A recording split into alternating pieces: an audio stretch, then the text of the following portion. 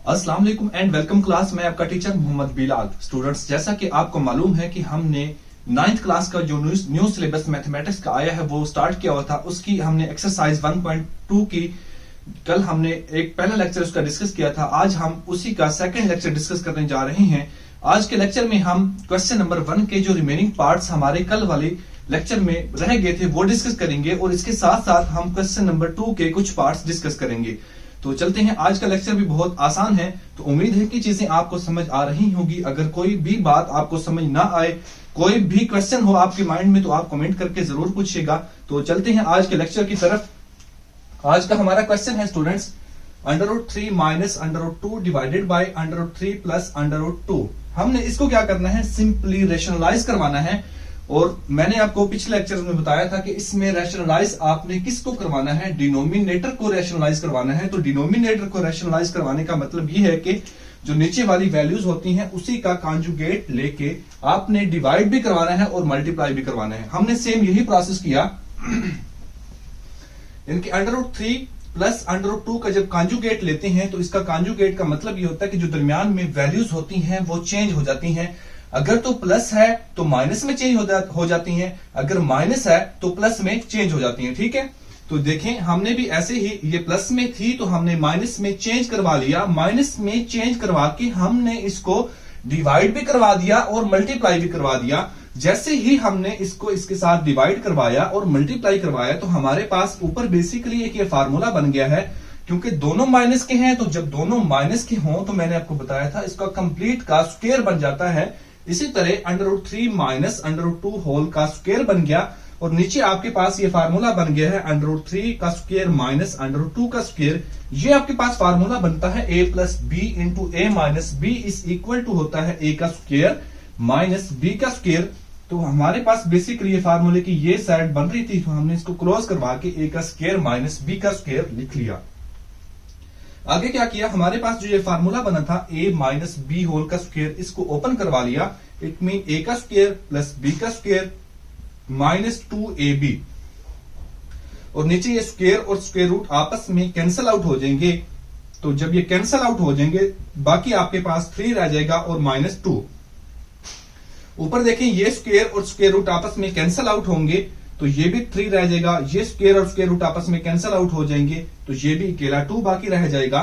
तो नीचे आ जाएगा 3 प्लस 2 माइनस 2। अब देखें ये जब 3 इस 2 से मल्टीप्लाई होगा तो ये बन जाएगा √6 डिवाइडेड बाय ये 3 में से जब 2 को हम माइनस करवाएंगे तो 1 रह जाएगा। तो ये आ जाएगा 3 प्लस 2 माइनस 2 √6।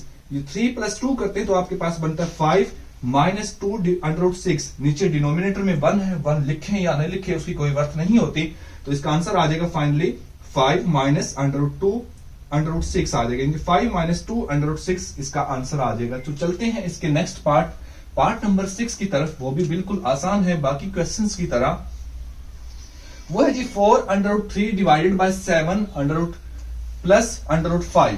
ठीक है, इसको भी हमने क्या करवाना है, रैशनलाइज करवाना है। तो इसको हम किस तरह से रैशनलाइज करवाएंगे, देखें इसका जो हमारे पास कॉन्जुगेट है इसको हमने क्या करवाना है, कॉन्जुगेट लेके डिवाइड भी करवाना है और मल्टीप्लाई भी करवाना है। हमने उसी तरह इसके कॉन्जुगेट के साथ डिवाइड भी करवा दिया और मल्टीप्लाई भी करवा दिया। इसका जैसे ही हम कॉन्जुगेट लेंगे तो इसका पॉजिटिव है तो नेगेटिव में चेंज हो जाएगा। तो इसके कॉन्जुगेट के साथ हमने डिवाइड भी करवा दिया और मल्टीप्लाई भी करवा दिया। तो ये आपके पास इसके साथ मल्टीप्लाई होगा तो ये बन जाएगा 4 √3 इंटू 7 माइनस √5। नीचे आपके पास ये बेसिकली एक फार्मूला बनता है। फार्मूला क्या है, फार्मूला ये है कि a का स्क्वायर माइनस b का स्क्वायर इज इक्वल टू होता है a प्लस बी माइनस, यानी कि a plus B into a minus b। तो हमने भी ये फार्मूला क्लोज करवा लिया है। 7 √ का स्क्वायर माइनस 5 √ का स्क्वायर। तो ये जब स्क्वायर और स्क्वायर रूट आपस में कैंसिल आउट हो जाएंगे तो बाकी आपके पास 7 माइनस 5 रह जाएगा। तो ऊपर देखें ये जो 3 है इसके साथ मल्टीप्लाई हो रहा है और इस 5 के साथ भी मल्टीप्लाई हो रहा है। जब ये 3 इस 7 के साथ मल्टीप्लाई होगा तो 21 बन जाएगा और 5 के साथ मल्टीप्लाई होगा तो 15 बन जाएगा। ये बन जाएगा 4 into 21 √ minus 15 divided by 7 minus 5।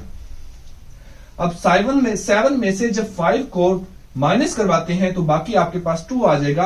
एक ये 4 हमारे पास था, इस 4 डिवाइडेड बाय 2 इंटू 21 √ माइनस 15 √ ठीक है।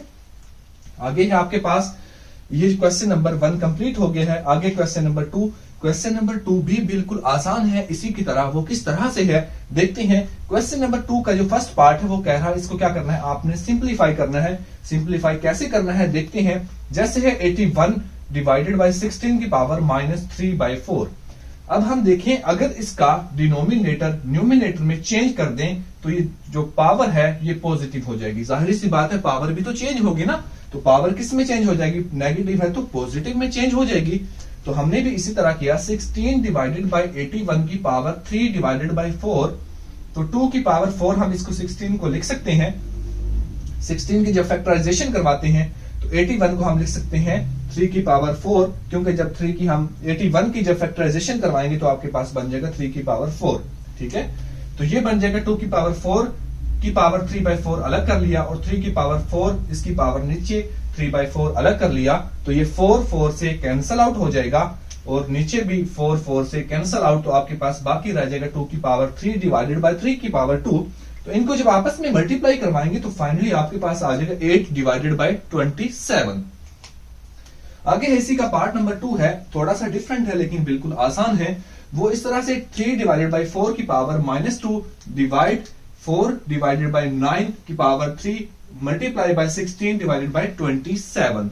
ठीक है, अब हम जानते हैं कि जब डिवाइड को हम मल्टीप्लाई में चेंज करते हैं तो जो इसका न्यूमिनेटर होता है वो डिनोमिनेटर में चला जाता है और जो डिनोमिनेटर होता है वो न्यूमिनेटर में चला जाता है। इसी तरह हमने यहाँ पे इस डिवाइड को जब मल्टीप्लाई में चेंज किया तो देखें यहाँ पे ऊपर क्या था, 4 था, तो इसको डिनोमिनेटर को हमने न्यूमिनेटर में चेंज कर दिया और न्यूमिनेटर को डिनोमिनेटर में चेंज कर दिया। इसकी पावर 3 वैसे की वैसे आ जाएगी, multiply by 16 divided by 27 as it आ जाएगा।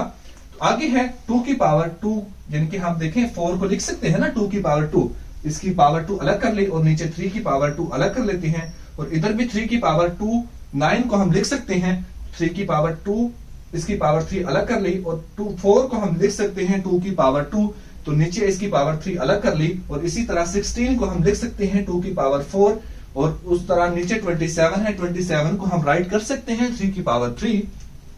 तो इन सबको अलग अलग जब किया तो हमने अब क्या करना है, जो 2 की पावर्स हैं उनको अलग कर लेंगे और जो 3 की पावर्स हैं उनको अलग कर लेंगे। अब देखें 2 की पावर 4 ये वाली आ गई। अब नेक्स्ट है 2 की पावर 6, वो है डिनोमिनेटर में, जब ये ऊपर जाएगी तो नेगेटिव हो जाएगी ना, तो 2 की पावर -6 आ जाएगी प्लस 2 की पावर 4 आ गया। हम जानते हैं कि जब बेसिस सेम हो तो पावरें आपस में ऐड हो जाती हैं, तो हमने वही रूल अप्लाई कर दिया, बस सिंपल सी बात है। तो अब क्या किया, 3 है तो 3 की पावर 2 माइनस, अब देखें माइनस हमने क्या लिखा, -2 क्यों लिखा, क्योंकि यहां पे देखें ये जो डिनोमिनेटर में है 3 की पावर, ये क्या है डिनोमिनेटर में है, जब ये ऊपर जाएगी तो क्या हो जाएगी, वो यानी कि नेगेटिव हो जाएगी। और एक पावर ये देखें 3 की पावर 2 डिनोमिनेटर में है, ये जब ऊपर जाएगी तो नेगेटिव हो जाएगी। इनको जब ऐड या सब्ट्रैक्ट करते हैं तो आपके पास बाकी रह जाएगा 2 की पावर 2, क्योंकि देखें 4 इधर पॉजिटिव है और इधर पॉजिटिव है, 8 हो जाएगा। 8 है पॉजिटिव और माइनस का 6 है, 8 में से जब माइनस का 6 माइनस होगा तो आपके पास 2 आ जाएगा मल्टीप्लाई बाय 3। देखें ये 2 पॉजिटिव है और ये भी इधर देखें ये 2 नेगेटिव है, ये 2 भी क्या है नेगेटिव है। तो आप देखें इसको जब क्या करेंगे आप, यहां पे इसकी पावर, बल्कि सॉरी यहां पे 3 थी तो हमने गलती की, यहां पे इसकी पावर 3 आ जाएगी और यहां पे क्या आ जाएगी -3। तो यहां पे यानी कि माइनस का 5, 6 में से जब माइनस का 5 होगा तो आपके पास आ जाएगी 3 की पावर 1। तो बेसिकली 2 की पावर 2 यानी कि 2 मल्टीप्लाई बाय 2 तो 4 हो जाएगा, 4 मल्टीप्लाई बाय 3 इसका आंसर आ जाएगा 12। तो आज का लेक्चर यहीं पे खत्म करते हैं, नेक्स्ट लेक्चर में इससे आगे स्टार्ट करेंगे। तो तब तक के लिए अल्लाह हाफिज, खुदा आप सबको सलामत रखे, बेहाल खुश रखे, अपने और अपने घर वालों का ख्याल रखिए। वस्सलाम।